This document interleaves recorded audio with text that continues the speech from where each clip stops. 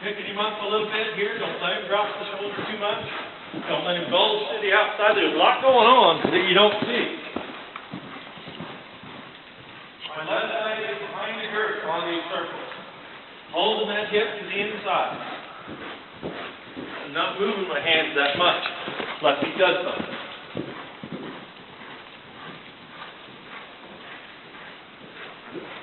He looks pretty good, doesn't he? He does. He looks great. I think he's making a wire. Yeah. Telling me bad stories.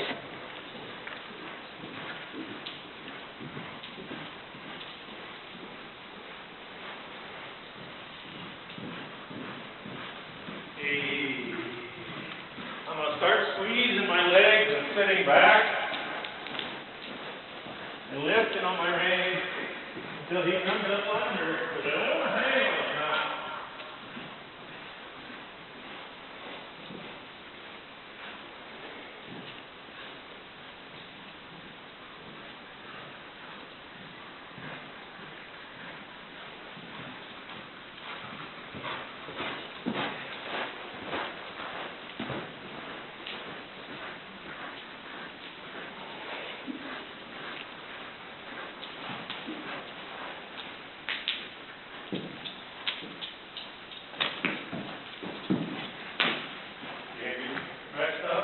Mhm.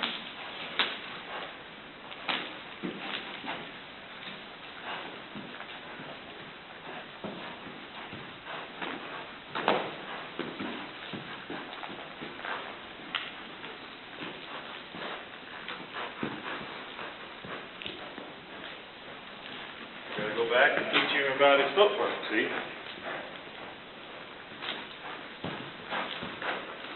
No. So I'll teach him how to move that shoulder over there and step that foot around.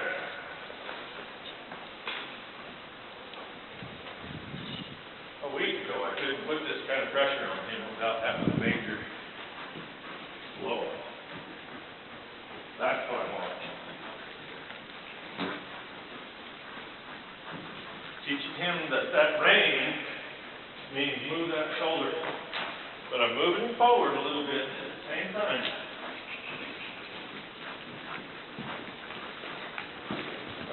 There's your push through it. Move him out of it. Put him back in there.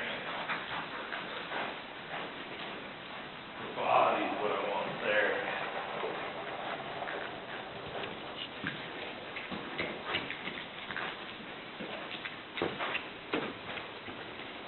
Good. Yeah, but well, he held the hip that time. Mhm. His shoulder was stood up. Okay, now we'll move him a little bit this way. If you move that shoulder over there, this should be easy for him. Sometimes we get working on the other side and get the tough side going really well, and then the other side falls apart for a little bit on us.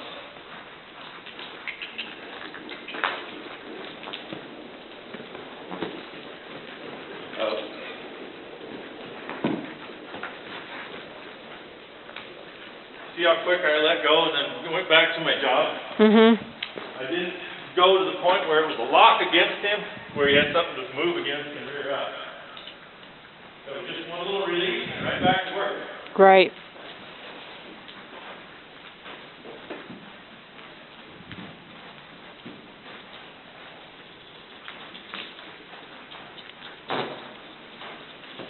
Yeah.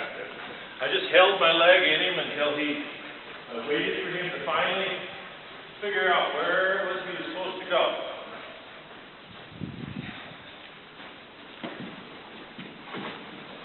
Get that kind of turn, let him out of it.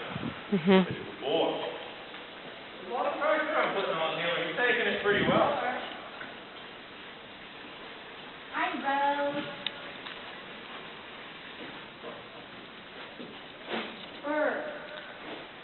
Oh, yeah. Yeah. See the trouble with the front feet there? Mhm. He's hitting himself. He doesn't think he can get there without hitting himself, so he's going to stick. Okay, so what I'm going to do here is send him a little bit forward, lift that right rein soft,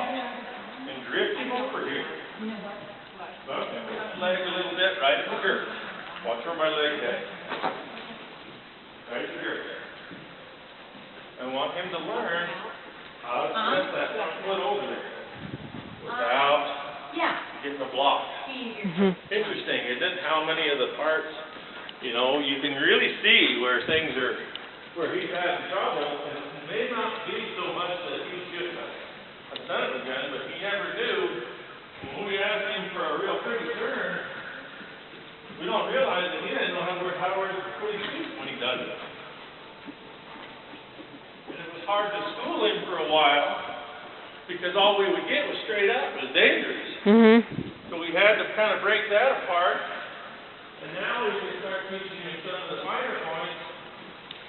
So, because he's trusted us a little bit, and start figuring out that, hey, if I just do this, hell, that guy didn't even know. Now, this side, I'm dropping my leg back a little more, because I'm controlling his hip more. Okay? This side, I'm going a little more forward, and a little more neck range, to get him to learn to step that foot across, because he holds it hit pretty good on this side, for the most part. I'm not worried about it right here. I want that shoulder to move.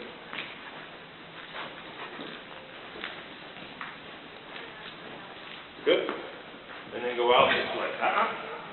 The minute I took my leg off, it still had a little rain. That's a clear example of how little people use their legs. It's all rain. You're going to get a problem. Legs are so key in being able to move this part of a horse.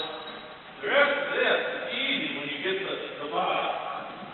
Then you don't have to use your reins much. The reins are really just a steering wheel and a little bit of a signal collar. The legs are what get it done. Oh, it's funny to watch him with his feet. He really. Better though, right there. It's better, yeah. Just within this session, it's got. And went, ooh, he's more of a cross country by nine step.